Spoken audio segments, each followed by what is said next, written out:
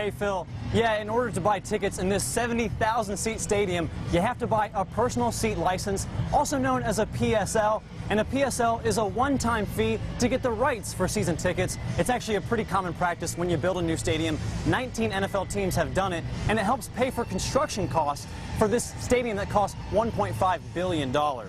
Welcome back to The Last Call. I'm your host, Justin Holbrook. Get ready for a week of nonstop action with teams you've never watched this season until now. But two teams we've been watching all year are Auburn and Alabama, and both are going dancing. Teresa, just 2 years ago, Clint Myers and his Auburn team were playing for a national championship. Now, he and his son Corey, who resigned in March, are under heavy scrutiny. According to a report from ESPN, several players described a culture of routine manipulation, isolation, and exploitation. Auburn Athletics is saying Clint Myers retired, while the university claims it made staff changes, creating confusion on what the official stance is from Auburn. Sports Spotlight this week focuses on the Columbus State Cougars baseball team. The team is off to its best start since 2010, and they've quickly become the team to beat in the Peach Belt Conference after winning 11 straight. I caught up with the 17th-ranked Cougars after their win on Friday. Brendan, late this afternoon, as word of Chuck Person's arrest continued to spread across campus, the university released a statement saying that he will be suspended without pay. The university also said in a statement, "This morning's news is shocking. We are saddened, angry, and disappointed." In Warm Springs, Georgia, you'll find the town's most known site, Roosevelt's Little White House. It was the personal retreat of our 32nd president, Franklin Delano Roosevelt. Just down the road, you'll find another retreat for a group of athletes called the West Georgia Wolverines. Off the sideline, 1, 2, 3, Wolverines! And into the game. That's the team motto for the West Georgia Wolverines. You just get used to the chair. It's almost like it's not there, like you're just using your legs. Some wheelchair athletes can walk, but they all have a physical disability preventing them from playing a stand-up sport.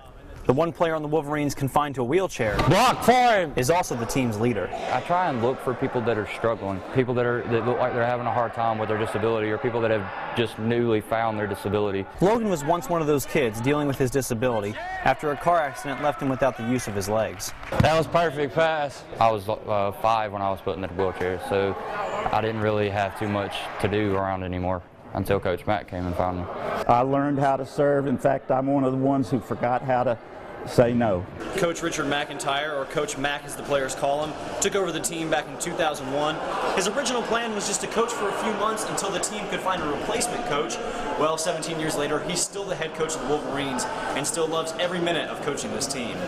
After that season, I was hooked. Pick them up down here, but stay with your man. Coach Mack served in the Vietnam War and started teaching physical education in Meriwether County in 1972, where he stayed until retiring 35 years later. One of the biggest things is to get kids who qualify to get in a chair.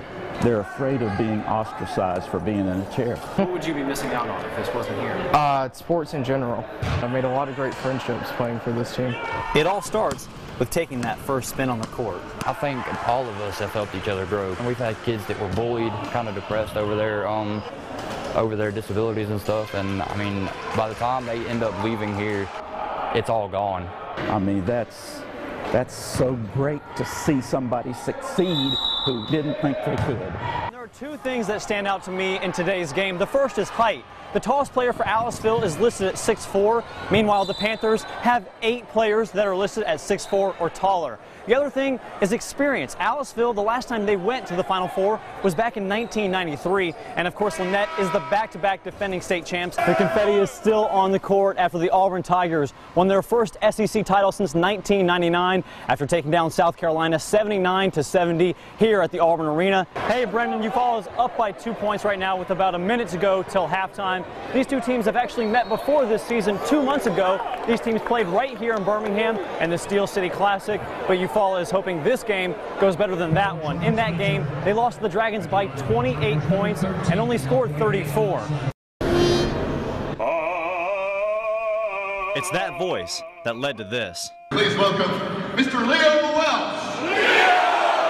Don't tell the Blue Jackets I'd be here whether they let me sing or not. You know, I love hockey and I love this team. To the team, his voice means one thing. You know you're home. You know, it's Leo's a big part of what we do here. That's the first moment that the crowd's really fired up and ready to go. In the arena, he's a celebrity.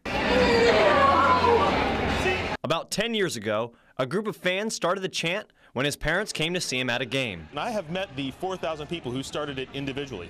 And you know what? Maybe they did all start on the same night. I don't know. But it really has taken off. Another thing that's taken off, this t-shirt from Homage. The company reached out to Leo during the Jackets' unbeaten streak in December, and from there, it's been all uphill for Leo and for the Jackets. It was all pretty surreal, actually. I mean, it's pretty strange. My dad asked me when the fall line comes out what he should expect to be purchasing. He runs a nursing home, but his office is on the ice.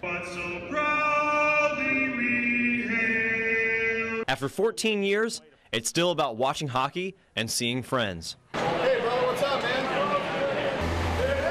What's up?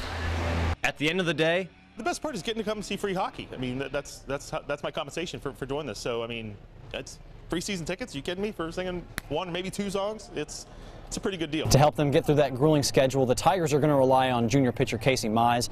Mize is listed as a preseason All-American by Collegiate Baseball and the 5th best major league prospect by D1Baseball.com. The last time the Auburn Tigers had a pitcher taken in the top 100 was back in 2004. This is the route that Devontae Smith took on his first and only catch of the game. It just so happened to be the game-winning touchdown in overtime as the Alabama Crimson Tide topped the Georgia Bulldogs 26-23, giving the Tide their 5th national championship under head coach Nick Saban. Oh! Whoa! He's a die-hard fan, but above all, he's a hugger and a kisser. Yeah. Hi, Anthony. If you meet him, you'll always remember one thing. His smile and laughter is so contagious. He just puts a smile on your face, man. It's. Yeah. Bill was diagnosed with a mental disability at 2 years old, and doctors said he would never function on his own. Against all odds, Bill has lived on his own in his apartment and functioned on his own. But he's never truly alone. Shoot, you call my mom, Mom, and my sister, so like, Bill is definitely part of our family. And he considers the whole town part of his family. How are you, buddy? Fine. Good, good. I'm your buddy, huh, Bill? Yeah. Gahanna Lincoln found a way to return the love in 2004 when it started the Bill Withrow Award. I would give up any other award, anything else, just for Bill's award. Students like Kathleen must submit an essay answering one question. What does Gahanna Bill mean to you? That's probably your favorite day of the year, isn't it? Oh, yeah. Yep. Only one boy and one girl get the award, but everyone in Gahanna gets this message from Bill. Love you, buddy. Love you, buddy.